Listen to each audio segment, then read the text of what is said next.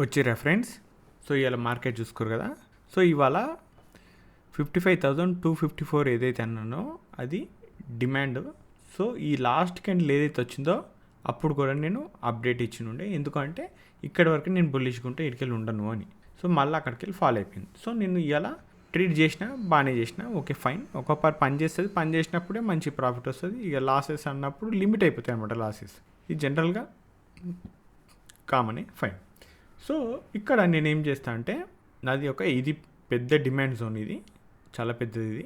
Okay, ఇందాక వస్తుంది అనుకుంటున్న ప్రైస్ మేబీ రావచ్చు రాకపోవచ్చు తర్వాత విషయం. బట్ ప్రస్తుతానికైతే ప్రైస్ ఏం చెప్తుంది అంటే డిమాండ్ ఎక్కడ క్రియేట్ అయింది, ఇది ఇక్కడ 55,251, 55,202 అనేది డిమాండ్ ఉంది. ప్రైస్ డిమాండ్కి చాలా దూరం ఉంది. బట్ ఇందాక వచ్చి గ్యాప్ డౌన్ ఫ్లాట్ ఓపెన్ అయ్యి కిందికి వచ్చినా కూడా ఈడ రిజెక్షన్ వస్తేనే నేను ప్లాన్ చేస్తాను. రిజెక్షన్ అంటే తెలుసుగా, ఈడ చూడండి ట్రిగ్గర్ అయింది, రిజెక్ట్ అయింది. బట్ ఇంతకన్నా బాగా రిజెక్ట్ అవ్వాలి అంటే మనకు ఇది లేదంటే ఈ బుల్లిష్ క్యాండిల్. సో ఇట్లా చూసుకోవాలి. ఇంత పెద్దది రిజెక్షన్ అంటే ఇది ఇంకా మీదికి పోవాలా. అయినా సరే ఇట్లాంటి పెద్ద పెద్ద క్యాండిల్తో చేయలేం బయింగ్. జనరల్గా చిన్న క్యాండిల్ రిజెక్షన్ పర్ఫెక్ట్గా వచ్చిందనుకో అప్పుడు ప్లానింగ్ చేస్తూ ఉంటాం. Okay fine.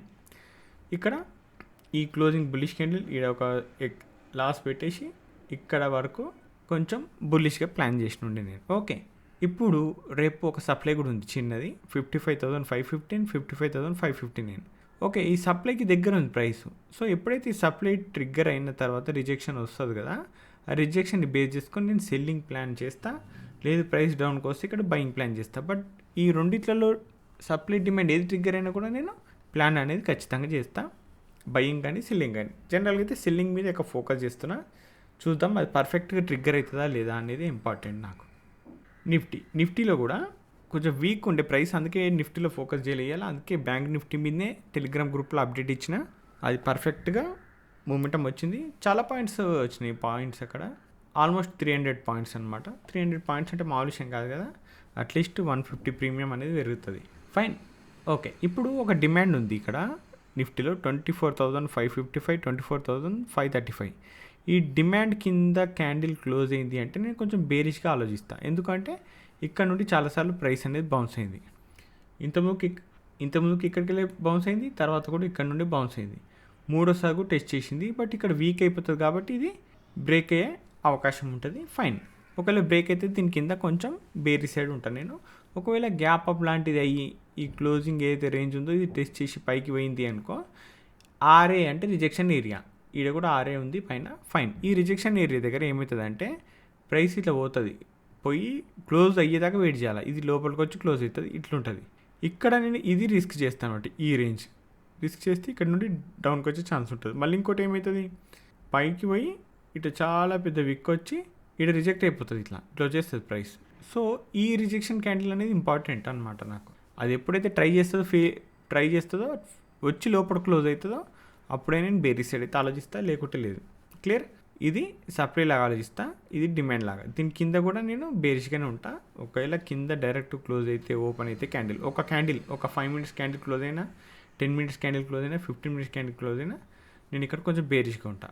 అండ్ పైన సప్లై 24,745, 24,784 అనేది నాకు ఇంపార్టెంట్ ఏరియా. అది అక్కడి వరకు పోయినప్పుడు ఆలోచిద్దాం. ప్రస్తుతంగా అయితే నియర్ బై ఉన్న వాటి గురించే మాట్లాడుకుంటే బెటర్.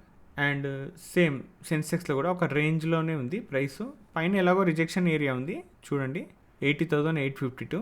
Okay fine. బట్ ఇక్కడ ఒక సప్లై ఉంది, నియర్ బై సప్లై 80,666, 80,726. ఇది సప్లై. ఈ సప్లై టెస్ట్ అయితే ఇంట్లోకి వెళ్ళి నేను కొంచెం బెరిష్గా ఆలోచిస్తాను. కానీ డిమాండ్ కూడా ఉంది, ఇది కూడా 2-3 సార్లు టెస్ట్ అయింది. 80,493, 80,448 అనేది డిమాండ్. ఈ డిమాండ్ టెస్ట్ చేసినాక ఇక్కడ నుండి నేను కొంచెం బుల్లిష్గా అయితే ఆలోచిస్తాను. ఈ రేంజ్లో సప్లై కానీ డిమాండ్ కానీ బ్రేక్ అయిపోవాలా నా లెక్క ప్రకారం అయితే, అది నిఫ్టీలో అయినా బ్యాంక్ నిఫ్టీలో అయినా సరే.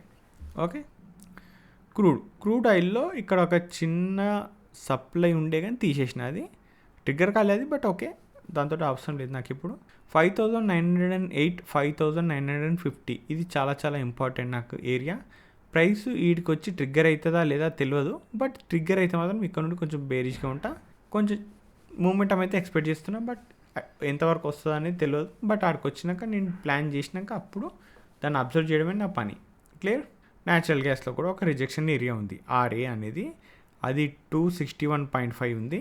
ఇక్కడ నాకు టచ్ అయ్యి రిజెక్షన్ వచ్చిందనుకో కొంచెం బేరిష్గా అయితే ఉంటుంది, కొంచెం మూమెంటం ఎక్స్పెక్ట్ చేస్తుంది ఈ ఏరియా నుండి. ఓకేనా, చూస్తాను నేను. రిస్క్ అయితే చిన్నగా లిమిటెడే ఉంటుంది, అది కూడా ప్రాపర్ రిస్క్ మేనేజ్మెంట్ తోటి ఉంటుంది కాబట్టి టెన్షన్ ఏం లేదు నాకు. సిల్వర్ మైక్రో, అరే ట్రిగ్గర్ కాలేదు, బట్ ట్రిగ్గర్ అయితే మంచిగా ఉంటుంది. 1,12,510 అనేది చాలా పిన్ టు పిన్ ట్రిగ్గర్ అవ్వచ్చు అని నేను అనుకుంటున్నా. మరి ట్రిగ్గర్ అయితే లేదు కూడా తెలియదు. ఓకే, దగ్గరకు వచ్చిపోయింది, మిస్ అయిపోయింది. కానీ మళ్ళీ వచ్చింది అంటే కూడా నేను ఇక్కడ చిన్న రిస్క్ పెట్టి వెయిట్ చేస్తా. ఒకవేళ ట్రిగ్గర్ అయింది అంటే ఇక్కడ నుండి నేను కొంచెం బుల్లిష్గా అయితే చూస్తా. 1,14,499 వరకు బుల్లిష్గా ఉంటా. Clear, fine. అండ్ బిట్కాయిన్ గురించి మాట్లాడుకున్నాం కదా. సో బిట్కాయిన్ గురించి మాట్లాడుకున్నప్పుడు ఒక సప్లై గురించి మాట్లాడినాం. ఈ సప్లై మీద క్లోజ్ అవ్వాలి 1 అవర్ క్యాండిల్ అనుకున్నాం. ఈడ కూడా క్లోజ్ అయింది క్యాండిల్, కానీ ఇది స్ట్రాంగ్గా క్లోజ్ అయింది కాబట్టి ఫైన్. ఇది ఎప్పుడైతే క్లోజ్ అవుతుందో, క్లోజ్ అయినాక ఈడ చూడండి 1,13,298. ఇదే కదా మనం క్రిప్టో ఛానల్లో మాట్లాడుకుంది. క్రిప్టో ఛానల్ తెలుసు కదా, మన వీడియో డిస్క్రిప్షన్లో కూడా ఉంటుంది, చూడండి కావాలంటే. క్రిప్టో రిలేటెడ్ ఎవరైతే వర్క్ చేస్తారో వాళ్ళ గురించి అది. ఫైన్. అయితే అందులో మాట్లాడుకుంది ఇదే లెవెల్ కదా. ఈ లెవెల్కు చూడండి ఎట్లా వచ్చిందో. ఈడ ఈ క్యాండిల్ చూస్తే ఎవరైనా సరే ఫాలో అయిపోతుంది మార్కెట్, సెల్లింగ్ వచ్చేసింది అనుకుంటారు, సెల్లర్గా మారుతారు. లేకపోతే బయింగ్ సైడ్ ఉన్నోళ్ళు సెల్లింగ్ సైడ్ షిఫ్ట్ అవుతారు, లేకపోతే బయింగ్ సైడ్ ఉన్నోళ్ళు కొందరు ఎగ్జిట్ అయిపోతుంటారు. సో ఇక్కడనే మనం బయింగ్ ప్లాన్ చేసినాం. ఇక్కడ బేరిష్ క్యాండిల్ చూడండి ఎలా వచ్చినాయో, స్ట్రాంగ్ మూమెంటంతో వచ్చినాయి. ఏదైతే బై చేసినామో ఆ ఏరియా ఇది మనది. ఇక్కడ ట్రిగ్గర్ అయిందా, ఇది కొంచెం వెయిట్ చేస్తున్నా, స్లో అండ్ స్టడీ అయినా సరే, కొన్ని రోజులు పట్టినా సరే, టైం తీసుకున్నా పర్లే. ఎంతైతే రిస్క్ చేసిందో ఆ రిస్క్ని బేస్ చేసుకొని ప్లాన్ చేసుకున్నా. బట్ మీకు మొన్న తమ్నేల్ చూసి ఫేక్ అనుకోరు కదా, 9,000 పాయింట్స్ అంటే ఫేక్ నేను ఎప్పుడు పెట్టాను, అది మీకు కూడా తెలుసు. ఉన్నట్టు మాట్లాడుకుంటాం. కాకపోతే ఓకే, కొంచెం ఎక్స్పెరిమెంటల్ లాగానే ఉంటాయి. పెద్ద పెద్ద టార్గెట్లు, ఏదో పెద్ద పెద్ద కథలు చేస్తాం. బట్ ఓకే, అట్లాంటివి చేస్తేనే బెటర్ అని నా ఉద్దేశం. సో 9,973 పాయింట్స్ ఓవరాల్గా, కానీ వీటికి 7,700 ఏమో ఉంది. ఇది నా టార్గెట్ అండ్ ఇది ఫైనల్ టార్గెట్ అనమాట. వీటికి రాగానే ట్రైలింగ్ చేసేస్తా. ఆల్మోస్ట్ ఎంత ప్రాఫిట్ అయితే బుక్ చేయాలో అంత చేస్తా, మిగతాది వెయిట్ చేస్తా అనమాట క్రిప్టోలో. ఇది క్లియర్ కదా.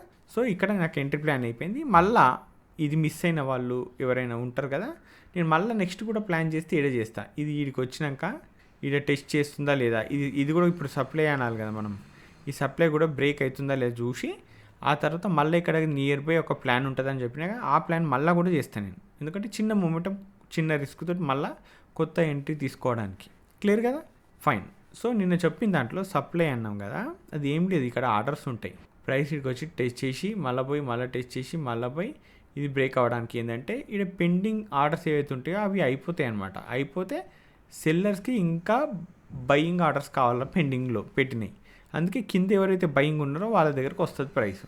ఎందుకంటే బయర్ తక్కువ ప్రైస్కే బై చేయాలనుకుంటాడు, అందుకే సెల్లర్సే కిందకి వచ్చేస్తారు రిస్క్ ఎక్కువ తీసుకొని. Okay, same buying side selling side ఇదే కథ జరుగుతుంది. ఫైన్. అండ్ మీకు ట్రేడింగ్లో మీ ఆలోచన ప్రకారం, అంటే ట్రేడింగ్లో ఒక పద్ధతి పాడు అనేది ఉంటుంది కదా, దాని లెక్క ప్రకారం నేనేమో కంప్లీట్ అగ్రెసివ్ వర్క్ చేస్తుంటాను. అగ్రెసివ్ వర్క్ అంటే రిస్కీ గేమ్ అనేది ఉంటుంది నాది. టార్గెట్లు కూడా పెద్ద పెద్దగా ఉంటే పెద్ద ప్లాన్లే చేస్తా, లేకపోతే ఇంకోటి ఏవో చేస్తా. చిన్న చిన్న పాయింట్లు 10 పాయింట్ల కోసం ట్రేడ్ చేసి 2 పాయింట్ల కోసం ఇంకో ట్రేడ్ చేసి ఇలాంటి ఎప్పుడు చూసి ఉండరు, మన ఛానల్లోనే ఉండే అట్లాంటి. ఎందుకంటే ఎంతో కొంత వస్తే చాలు, ఎంతో కొంత బుక్ చేసుకుంటే చాలు, ప్రాఫిట్ ఇంతో అంతో తీయాలా. మనం పెద్ద పెద్ద టార్గెట్లు పెడితే అంతవరకు పోకపోవచ్చు. ఇప్పుడు ఈడ ఎంట్రీ ప్లాన్ చేసినాం కదా, ఈడ కొంచెం మూమెంటం గిది రాగానే కూడా బుక్ చేసేటోళ్ళు కూడా ఉంటారు. బట్ నేను పెద్ద పెద్ద ప్లాన్ చేస్తుంటా. ఇది ఒక్కొక్కరికి ఒక్కొక్క స్టైల్ ఉంటుంది. బట్ మీరు ఏది కరెక్ట్ మార్కెట్లో మీరు అనుకుంటున్నారు? ఓకే, స్వింగ్ చేసి సంపాదించడం బెటరా, ఇన్వెస్ట్మెంట్ అందరికన్నా బెటరా, లేకపోతే స్కాల్పింగ్ బెటరా, చిన్న చిన్న 10-20 పాయింట్ల కోసం బెటరా స్కాల్పింగ్లో? అదే స్కాల్పింగ్ ఎంట్రీ ప్లానింగ్ చేసి కూడా మళ్ళీ 50, 100, 200 పాయింట్లు తీయడం బెటరా? లేకపోతే డే ట్రేడింగ్ మూమెంటం క్యాప్చర్ చేయడం బెటరా? పెద్ద పెద్ద మూమెంటమ్స్, ఆ మూమెంటమ్స్ క్యాప్చర్ చేసి దాన్ని పొజిషనల్ కన్వర్ట్ చేయడం బెటరా? లేకపోతే డే ట్రేడింగ్ అని చెప్పి కూడా ఈడ కూడా 10-20 పాయింట్లే బుక్ చేయడం బెటరా? లేకపోతే ఇంకేదన్నా చేయడం బెటరా? ఆప్షన్ బయింగ్, సెల్లింగ్, అసలు ఏది బెటరు కరెక్ట్ వేలో మార్కెట్లో సస్టైన్ అవ్వాలంటే అనేది మీ పాయింట్ ఆఫ్ వ్యూలో చెప్పండి. నా పాయింట్ ఆఫ్ వ్యూలో ఎవరైతే మార్కెట్లో ఇది చేయకూడదు అంటారో అవన్నీ చేస్తాను నేను. ఎందుకంటే ఉన్నాయన్నీ గెలిగితే కానీ నాకు క్లారిటీ రాదు, దేని మీద ఏది చేయాలా, నాకేది సూట్ అవుతుందని. అందుకే నేను అన్నీ ప్రాక్టీస్ చేస్తూనే ఉంటా. ఇప్పుడు కూడా చేస్తుంటా ప్రాక్టీస్ జనరల్గానే, అది కామనే నా లైఫ్లో ఉండిపోతుంది, ఎప్పటికీ చేస్తూనే ఉంటాను అది. సో మీ పాయింట్ ఆఫ్ వ్యూలో ఏది కరెక్ట్, ఏది చేస్తే మంచిది అనేది ఒకసారి చెప్పండి. దాని గురించి కూడా మాట్లాడుకుందాం. క్లియర్? ఫైన్. సో ఫ్రెండ్స్, ఈ వీడియోలో మాత్రం ఇంతే. మళ్ళీ రేపటి వీడియోలో మళ్ళీ కలుసుకుందాం. అంతవరకు ఉంటాను. బాయ్.